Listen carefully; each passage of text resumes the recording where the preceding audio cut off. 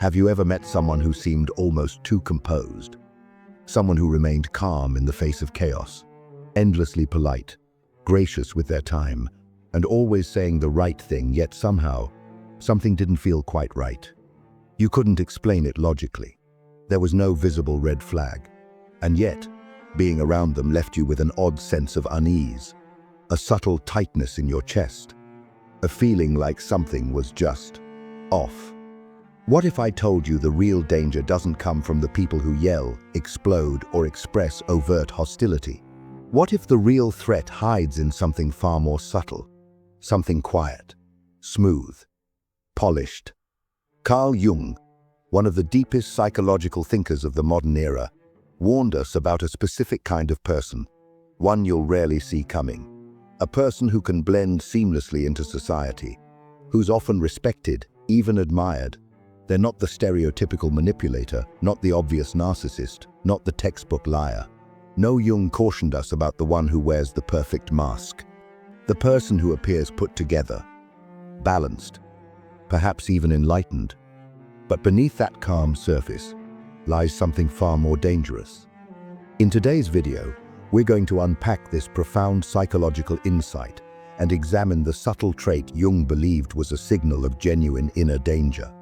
This is a concept few people are willing to confront because it forces us to reevaluate not only the people around us, but potentially ourselves. And if this message stirs something in you, if you feel that deeper part of you waking up, then consider subscribing. We're building a space for people who want more than surface-level advice. A place to go inward, to get real, to grow. Let's begin. Jung believed that every human being wears a psychological mask. He called it the persona, the social mask we present to the world. It's the version of ourselves we craft to earn approval, to be accepted, to play by the rules of our family, our culture, our careers. It's how we navigate society without constantly being rejected or judged. And on the surface, it's useful, necessary even. But behind the persona lies something far more raw and real. Something Jung called the unconscious, a deep well of everything we've suppressed, denied, or disowned. And within that unconscious lives the shadow. Now, don't misunderstand the word. The shadow isn't evil, it's not demonic, it's not some inner villain plotting your downfall. It's simply the parts of you you've pushed away in order to survive. It contains your anger, your sadness, your unmet needs, your jealousy. But it also holds your creativity, your instincts, your boldness, your strength, your truth. See, from a young age, we're conditioned to perform. We're praised for being polite, agreeable, helpful. We're shamed or punished for being defiant, emotional, or outspoken. So what do? We adapt. We swallow our pain. We hide our curiosity. We tone ourselves down to fit in. We start curating an identity that feels acceptable. But here's the paradox. What we bury doesn't disappear. It doesn't dissolve. It doesn't fade.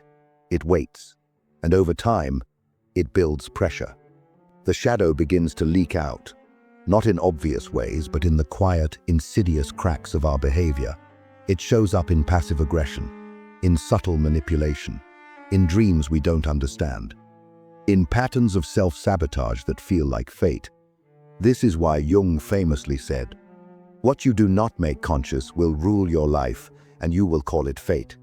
Because when someone believes they've transcended human flaws, when they truly think they're above anger, envy, or selfishness, they don't become more evolved, they become more dangerous. Not just to others, but to themselves.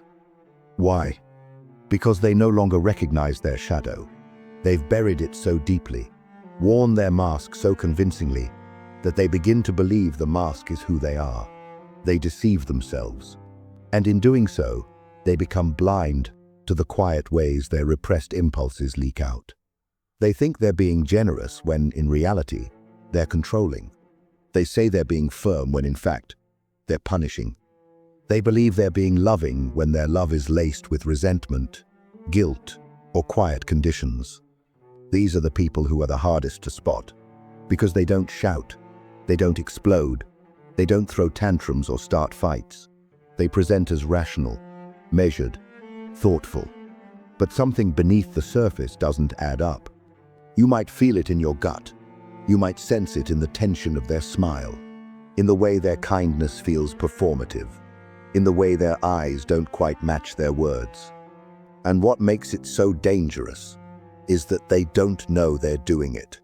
They genuinely believe they're doing the right thing, that they've grown past ego, past anger, past fear. But in reality, they've just buried it so far out of view that they no longer see how it's quietly directing their behavior. This is the core of Jung's insight. The most dangerous people are not the loudest. They're not the most obviously dysfunctional. They're the ones who believe they've healed when all they've done is suppress. Integration, according to Jung, doesn't mean becoming pure. It doesn't mean being eternally calm, endlessly nice, or emotionally neutral. It means owning your full self, your dark side, your desires, your pain, not acting them out but acknowledging them, making them conscious, giving them a voice. Because only when we confront the shadow can we stop it from pulling our strings in the dark.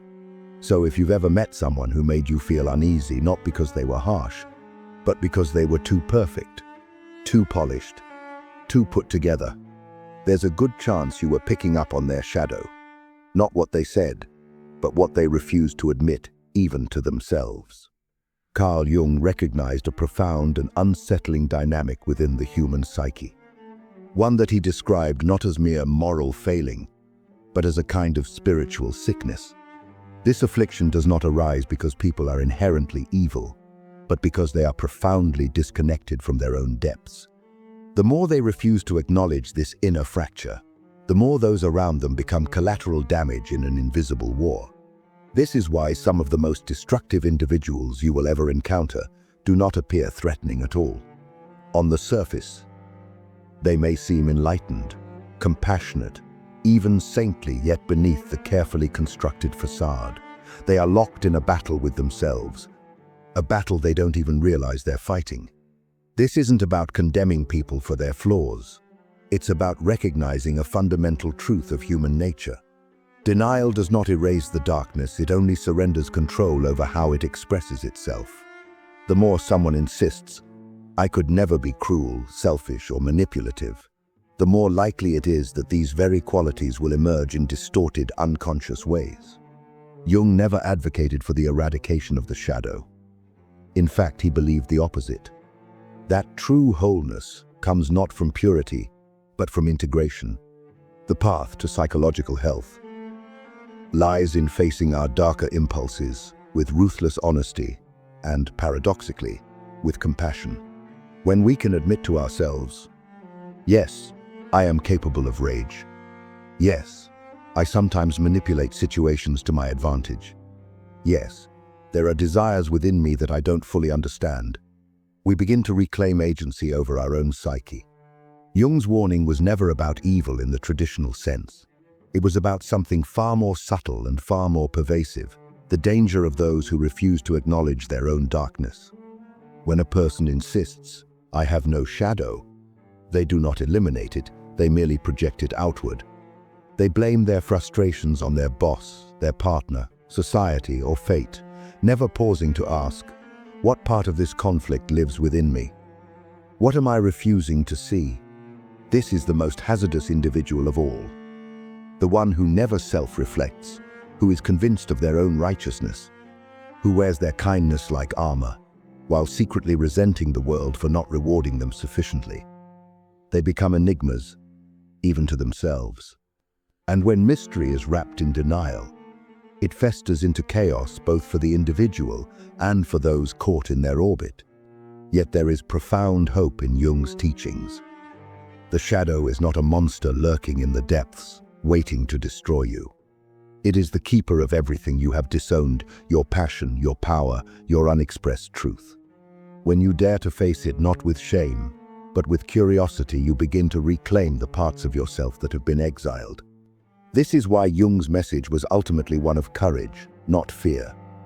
It takes bravery to turn inward and admit, "I am not just light. I am also a shadow, and both belong to me." This acknowledgement is the beginning of real wisdom, the foundation of genuine integrity. If these words resonate with you, consider sharing them with someone who may need to hear them. And if you value deep psychological insights, engaging with content that challenges and expands self-awareness is a powerful step forward. Because here's the final, crucial truth. The most dangerous person is not the one who feels their darkness. It's the one who denies its existence. So look closely not just at others, but at yourself. For the deeper we peer into the souls of those around us, the more we are called to explore the uncharted territories within our own. And in that exploration lies true liberation. And maybe if you're brave enough, you'll notice a little of that shadow in yourself too. Because this isn't about blame, it's about awareness. And awareness is the beginning of real power.